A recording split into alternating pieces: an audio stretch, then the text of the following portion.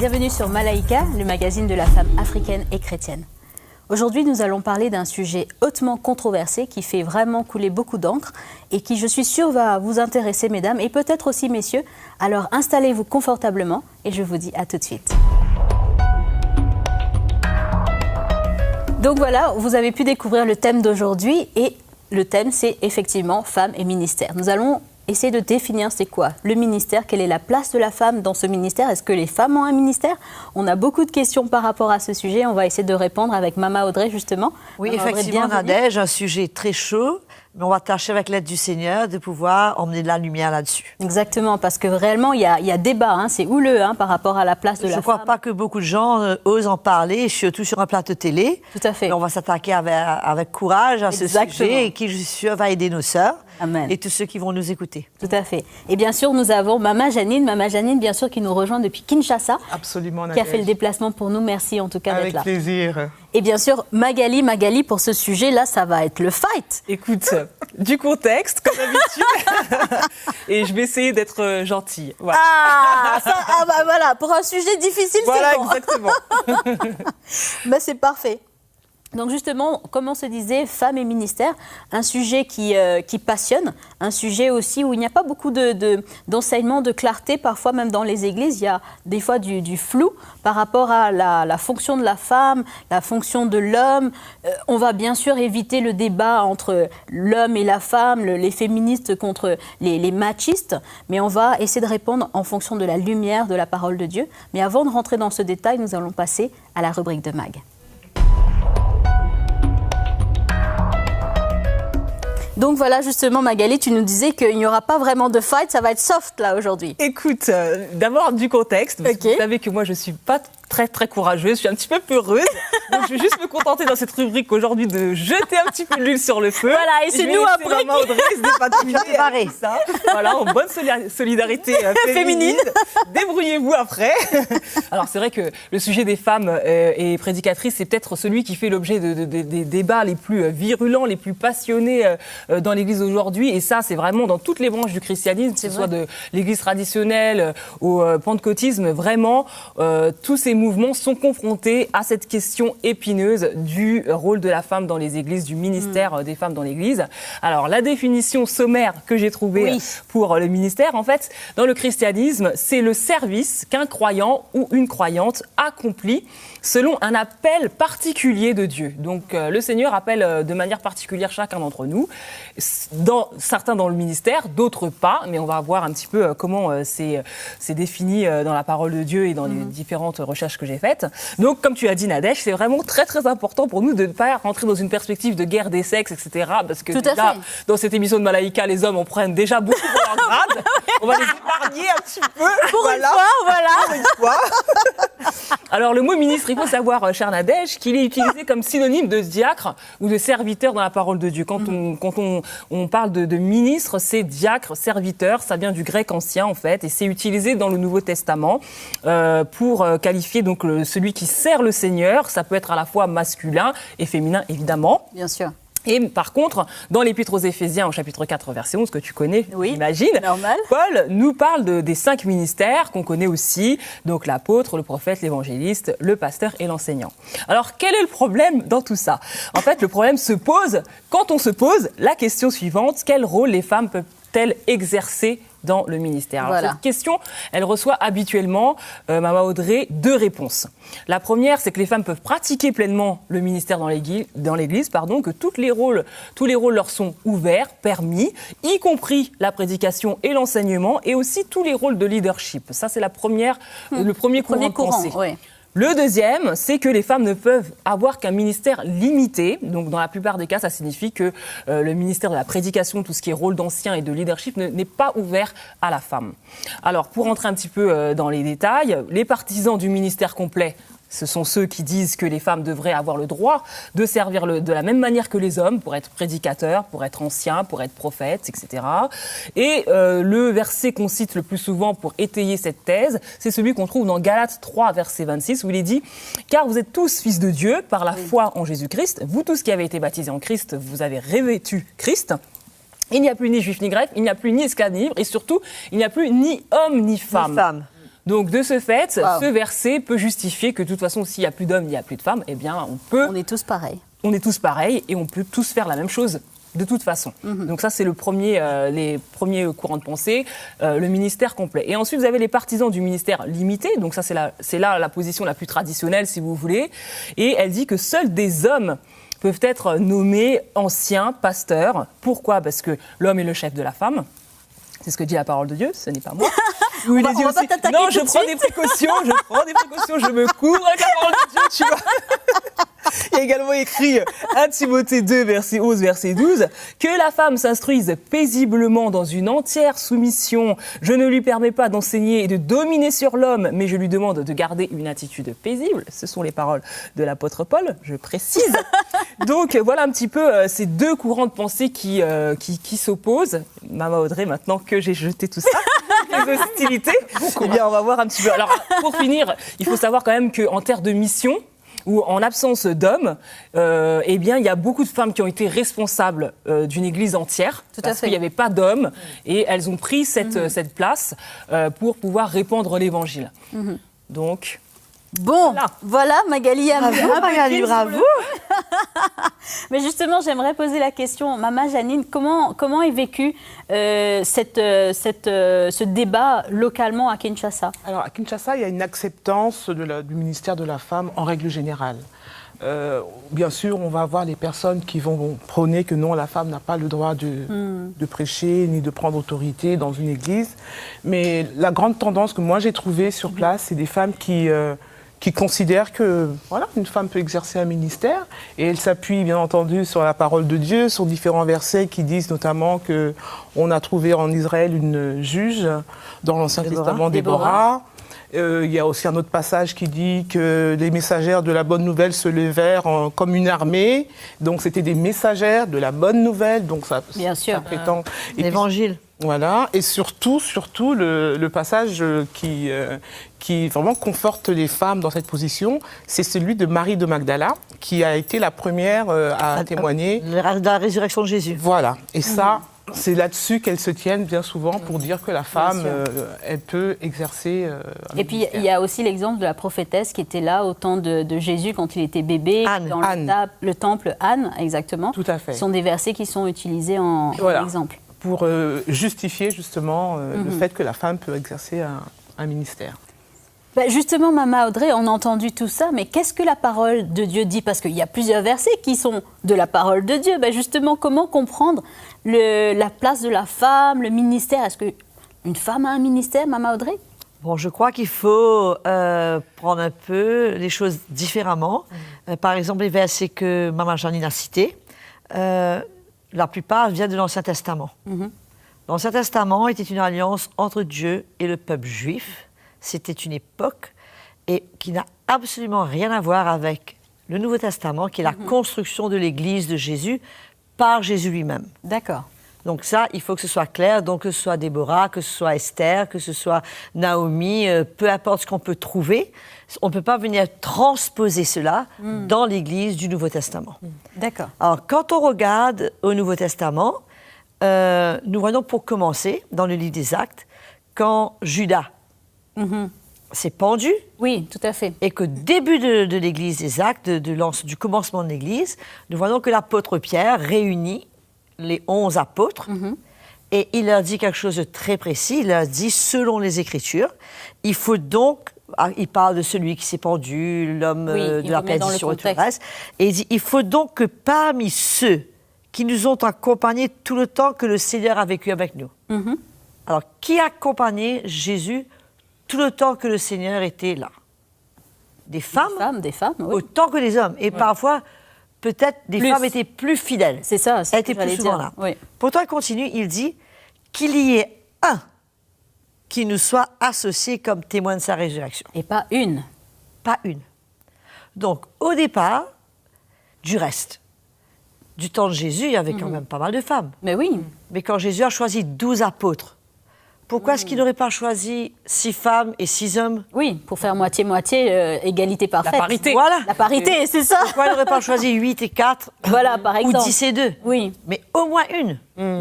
Mais même cette une, on ne la voit pas. Donc, le commencement de l'Église, le Seigneur envoie un message très clair que l'autorité de l'Église, il la confie à des hommes.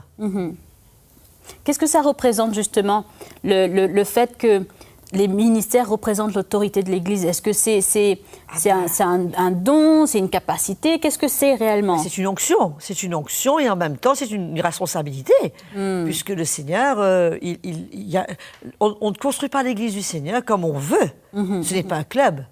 Il y a une structure que Dieu a prévue avant la fondation des temps pour que l'Église du Seigneur soit construite, une fondation qui est posée d'une certaine manière. Les plans, les dessins de l'Église sont déjà dans le cœur de Dieu et il les transmet à qui il veut. Ce n'est pas une bonne idée de construire l'Église. Moi, j'ai une bonne idée de faire Sans ça. le plan. Toi, tu as une bonne idée de faire ça. Non, il y a un plan. Il y a un blueprint, comme on dit, qui existe et qu'on a besoin de suivre. Mais quand on voit l'apôtre Paul et que lui, il va établir des églises, Éphèse, Galates, Thessalonique. Qu'est-ce qu'il fait? À Tite, il écrit, il dit que selon mes instructions, tu établisses des anciens dans chaque ville.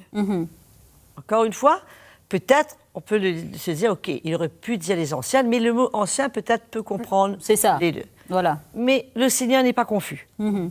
Il va encore une fois préciser, et l'apôtre Paul dit, s'il s'y trouve quelqu'un irréprochable, mari d'une seule femme, ayant des enfants fidèles, etc., etc.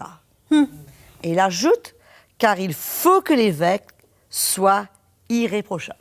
Justement, avant de continuer, Mama Audrey, j'aimerais poser la question à Mama Janine qui nous disait justement que par rapport à cette compréhension du ministère de la femme, il y avait une compréhension avant, Mama Janine, si j'ai bien compris, que tu avais... Oui. Par rapport à cette place de la femme. Effectivement, moi j'avais, avant, il y a quelques dizaines d'années, j'étais convaincue que la femme pouvait avoir un ministère pour toutes les raisons qu'on a évoquées ici. Et ce qui s'est passé, c'est que je le défendais en plus, bec et ongles, mais la révélation de l'Évangile est venue à mon cœur, et par rapport à tous les éléments que Maman Audrey vient de donner, quand Paul il établissait les églises, c'était notamment des hommes qu'il demandait, qu'ils soient irréprochables, mari d'une seule femme. Et il y a aussi justement, par rapport à ce passage de Marie de Magdala, j'ai compris qu'en fait, elle avait eu un message qui était puissant, mais à aucun moment, elle avait été élevée après en autorité, compte tenu qu'elle avait reçu ce message de la résurrection. Bon, tout à fait. Et c'est là que j'ai compris que c'était pas la place de la femme. Et quand je suis un peu redescendue de mon nuage, j'ai atterri. Et ben j'ai ressenti qu'il y avait une sécurité à être à la place où le Seigneur veut que nous, les femmes, on soit. Et je servais le Seigneur de tout mon cœur, à ma place, à côté de mon mari, et j'étais protégée, j'étais bien. Ce que je n'avais pas ressenti avant. Et je rappelle aussi pour les téléspectateurs que le mari de Mama Janine est un pasteur. Oui. Donc on a aussi cette culture dans les églises en Afrique d'avoir le papa pasteur et maman pasteur. Oui. Donc est-ce que quelque part, Mama Audrey, la fonction de maman pasteur est un ministère en soi? Non, mais il n'y a pas de pasteur, il n'y a pas de maman pasteur. La parole de Dieu est claire, il y a 5 ministères que le Seigneur parle dans Éphésiens 4. Il parle des 5 ministères et il dit que ce sont ces ministères qui ont été donnés pour le perfectionnement des saints, pour que le peuple de Dieu arrive à maturité. Et il dit aussi que c'est pour protéger le peuple de Dieu de toutes les fausses doctrines et les emmener à l'image de Christ. Bien sûr. Donc ces 5 ministères, ce sont des ministères d'autorité, ce sont des onctions que le Seigneur a données, et qu'il a confié, comme on a vu, à des hommes. Bien sûr. Est-ce que Dieu est misogyne? Voilà. Non. Parce que du coup, l'épouse du pasteur, ou en tout cas de celui qui est en autorité, quelque part, elle a aussi, dans ce qu'on voit dans le quotidien, une certaine autorité.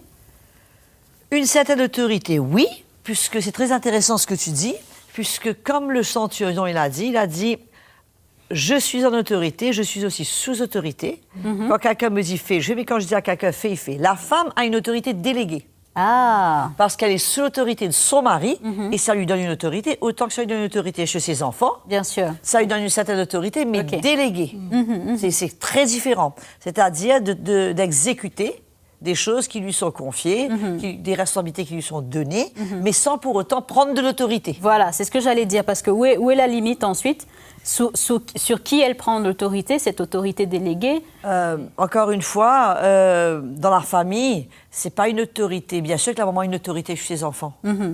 L'Église du Seigneur, le Seigneur dit, il a une autorité aux hommes. Le Christ est le chef de l'homme est le chef de la femme. C'est une hiérarchie qui s'installe dans toutes les situations de la vie, que ce soit dans la maison, que ce soit dans l'Église. Bien sûr. Mais moi, ce qui m'intéresse dedans, c'est que le fait que je ne sois pas pasteur Audrey ne m'empêche en rien de servir le Seigneur. Ben justement, Maman Audrey, donnez-nous un coup le témoignage, parce que je sais qu'il y a eu un moment où il y a eu un partage de compétition. Un partage de postes quelque part. Je ne dirais pas partage, je dirais une compétition. Une compétition. Oui, c'est j'ai utilisé le bon mot alors. Magali avait le mot juste. Voilà. Et c'est ça qui est très malsain. Puisque dans la même maison, sous le même toit, il y a une compétition qui s'installe, tu prêches, je prêche, qui prêche mieux, qui fait mieux, qui cherche les meilleures notes, qui donne les meilleurs enseignements. Enfin, moi, je me souviens que quand j'étais revenue d'Afrique du Sud, on a été envoyés d'une église charismatique, et pour nous, c'était Mickey et moi qui étions les pasteurs d'église. Le couple pastoral, comme on dit. Oui, c'est exactement ça. Et moi, j'avais très vite trouvé mes repères, que j'enseignais mieux que Mickey. J'avais des meilleurs exemples, des illustrations. On ne lui donnait pas d'illustrations. Mais à la fin du jour, lui se penchait sur une onction. Et moi, sur des talents, sur des habilités, sur tout ce que tu veux. Mais ça emmenait une très mauvaise... C'est vraiment pas clair dans la relation, quoi. Bien sûr. Puisque qu'on veuille ou qu'on ne le veuille pas, on s'emmène une compétition. C'est quelque chose de malsain. C'est intéressant le point que Maman Audrey soulève, parce que le don, l'habilité, n'est pas nécessairement le ministère. C'est-à-dire que souvent, si on prend même au niveau du don spirituel, par exemple, il y a des femmes qui prophétisent, il y a des femmes qui ont des dons de guérison, mais est-ce que la femme qui prophétise est forcément une prophétesse? La Bible parle que Philippe avait quatre filles qui prophétisaient, mais elles n'étaient pas des prophétesses. Il y a l'appel, l'onction, les 5 ministères du prophète. Ça n'a rien à voir. Bien sûr que lui aussi, il a le don de prophétie. Bien sûr. Mais c'est le don de prophétie comme le Seigneur avait, comme Jean-Baptiste, qui avait le vent dans la main et qui soufflait. C'est un mystère complètement différent que le ministère du prophète, de celui qui fait la prophétie pour édifier l'Église. Mais juste l'autre, ça n'a rien à voir. Ça fait partie de la fondation. C'est ça, mais c'est quoi justement la différence? Parce que souvent, on va dire que s'il a l'habilité, le don pour prophétiser, quelque part, il a une certaine capacité, un certain pouvoir. L'apôtre Paul explique le don de prophétie très clairement. Il parle que c'est pour l'édification de l'Église. Bien sûr. C'est pour encourager l'Église. Il dit que plus que n'importe quel autre don, il recherche ce don. Il encourage le peuple des Corinthiens à rechercher ce don pour l'édification de l'Église. Mais le prophète n'arrive pas pour taper la main sur d'autres personnes. Bien sûr. Il vient pour exposer le péché, il vient pour emmener la parole de Dieu, la vérité, là où il y a l'erreur, là où l'Église s'écarte, s'il y a sa nécessité. Il travaille en concert avec l'apôtre. Ils sont impliqués dans la fondation de l'Église. Donc il y a un travail d'équipe qui se fait au sein de ces 5 ministères. Extraordinaire. C'est pour ça que l'Église du Seigneur, c'est puissant, puisque ce plan est déposé dans le cœur de l'apôtre. Et c'est pas une technique, c'est pas un principe, c'est une révélation et qui est accompagnée d'un cœur. Et c'est pas un charisme aussi, parce que souvent, on voit en fait des personnalités charismatiques qui se lèvent même dans nos chaînes de télévision, qu'on voit, qui ont une habilité à motiver les gens. On les appelle en anglais des motivational speakers. Et du coup, il y a une confusion au niveau du peuple de Dieu, savoir, quelque part, voilà, il fait venir la foule, et si en plus il a un don de guérison ou de prophétie, là, ça devient... C'est le package du ministère, en gros. En tous les cas, comme tu parles des dons, encore une fois, que ce soit Catherine Kuhlman, que ce soit les dons, c'est pour tout le monde. Et je veux aussi préciser Galate, que Magali a soulevé. C'est sûr que si demain, j'ai payé le même prix pour ces 2 cactus, les 2 ont la même valeur. Tout à fait. Le prix que Jésus a payé pour moi et le prix que Jésus a payé pour le président de la République, c'est la même valeur. Ouais. Donc, il n'y a pas de différence entre l'homme et la femme. On a la même valeur aux yeux de Dieu. Oui. Mais dans le fonctionnement de l'Église, de la vie, il y a des autorités différentes, D'accord. des rôles différents. De même que le Seigneur nous a équipés, nous les mamans, avec un cœur pour nos enfants, avec des habilités de faire 51 choses à la fois. Les hommes, c'est différent, à des fonctions différentes. Donc, il faut comprendre que le cœur de Dieu, on ne peut pas questionner ces choses. Cela n'empêche en rien. Ce n'est pas un titre qui va me faire ce que je dois faire pour le Seigneur. Bien sûr. C'est pas un titre qui a fait Marie-Madeleine arriver. Et du reste, personne ne l'a cru quand elle est revenue annoncer une nouvelle. Oui. Personne n'a pris au sérieux. On n'a pas pris au sérieux. Mais donc, ça n'a rien à voir. C'est pas le titre. C'est le cœur. Moi, je suis libre de faire ce que je veux dans l'Église. Voilà, c'est ça. J'allais demander justement, si la femme, donc si je comprends bien de ce qu'on est en train d'évoquer, quelque part, la femme n'est pas on va dire en poste d'autorité. Elle a un rôle à jouer dans l'Église, mais elle n'est pas en poste d'autorité dans la structure que l'Église a. Et je dirais fort heureusement. Voilà, justement. Pourquoi? Encore une fois, les femmes, on est tellement émotionnelles, on vit tellement les choses différemment que les hommes. On démarre un quart de tout, on manque tellement de sagesse souvent que ce serait un drame si les femmes dirigeaient l'Église du Seigneur. En tout cas, moi, je ne me vois pas du tout à même de diriger l'Église du Seigneur. Et je peux dire que quand j'ai compris ma place et que ce n'était pas moi qui étais appelée à diriger, à prendre l'autorité chez les anciens, à essayer de régler ce problème-là, un poids énorme à quitter mes épaules parce que il n'y avait pas de grâce pour moi dedans, puisque ce n'est pas le Seigneur qui m'a appelé pour cela. C'est intéressant, quelque part, il y a une grâce qui est associée à cet appel spécifique. Ah ben oui, quand je vois Paul avec le souci de toutes les églises, humainement parlant, s'il n'y avait pas la grâce de Dieu pour le soutenir, mais il aurait fini en dépression, le pauvre frère. Mais il y a une grâce extraordinaire là-dedans. Mais quand on n'est pas à notre place, il n'y a pas de grâce. Justement, Maman Janine, par rapport justement à ce que Maman Audrey est en train de nous expliquer, est-ce que tu as senti ce changement aussi où quelque part il y a eu un soulagement que ce n'était pas à toi de diriger l'Église? Exactement. Alors, j'ai jamais dirigé l'Église, mais j'étais plutôt dans ce côté un peu compétition, comme Maman Audrey. Se défend rapidement. Mais effectivement, quand la lumière est venue à mon cœur et que j'ai compris que c'était pas ma place, j'ai ressenti tout de suite une paix, une protection. Amen. Effectivement, il y a des choses, ça relève, c'est pas pour nous les femmes. Bien sûr. En gros, on n'est pas équipé en fait pour faire. Si je reprends l'exemple de la grâce, on n'est pas équipé. On fait ça dans notre propre force. Et ça, c'est ça qui nous tue. Puisque c'est pour ça que bien souvent les femmes sont frustrées. Puisque bien souvent les femmes, on voit les choses bien plus clairement que les hommes. On voit des choses. C'est vrai qu'on ressent des choses. C'est vrai qu'on voit des choses. Mais quand on est dans une position d'autorité, pour régler les problèmes, on gère cela d'une manière vraiment qui n'est pas toujours comme il faut. Et ça emmène des frustrations, ça emmène des colères, ça emmène des attitudes. Bien sûr. Des attitudes qui ne nous aident pas nous-mêmes à grandir dans le Seigneur et qui ça ne contribue pas à l'établissement de la paix dans l'Église, de l'harmonie dans l'Église. Et je bénis le Seigneur quand je ressens le cœur de mon mari pour les églises. Bien sûr. Le fardeau qu'il transporte. Bien sûr, c'est un fardeau. Selon le Seigneur. Oui, bien sûr. Les églises à droite, au Cameroun, ici, le frère ici. Je dis, Seigneur, quelle grâce que c'est pas mon problème. Bien sûr. Parce que j'ai pas à gérer tout ça, à traiter, ça m'aurait dépassé. Mais lui, il est équipé par le Seigneur pour ça. Il est dans une paix, il ne panique pas, il perd pas le nord, il garde sa paix, il reste dans la foi. Mais c'est impressionnant. Et je réalise plus que jamais et tous les jours que c'est définitivement pas ma place. Bien sûr. Moi, j'aimerais poser juste la question parce que là, bon, c'est vrai que les époux, on va dire, en question sont des pasteurs. Est-ce qu'il est possible que dans un couple, la femme, par exemple, ait un don, un talent, une aptitude qui soit un petit peu plus, on ne va pas dire supérieure, mais qui ait plus de capacité, disons, que son mari et donc du coup, elle fera plus de choses dans l'Église? Est-ce que quelque part... Moi, j'ai au départ beaucoup plus de capacité que mon mari. Beaucoup plus de dons. Je peux faire de l'administration, je peux faire des chants, de la louange, je peux jouer la guitare, je peux faire des contes, je peux faire beaucoup plus de choses. Mais je n'ai pas ni l'onction, ni l'appel de Dieu sur ma vie pour faire ce que mon mari fait. Mais ça ne m'empêche pas d'aider partout. Bien sûr. Là où je peux mettre ma main et aider, être en soutien, être une bénédiction, pourquoi pas. Et par contre, je veux quand même préciser. Je connais par exemple une amie à moi, une sœur qui est dans l'église aujourd'hui, qui par les circonstances s'est retrouvée en France avec une église de 40 personnes. C'est ça. Le pasteur s'est barré, elle était parmi les responsables et elle était la seule qui restait là. Et je tire chapeau. Oui. Elle a fait tout ce qu'elle pouvait.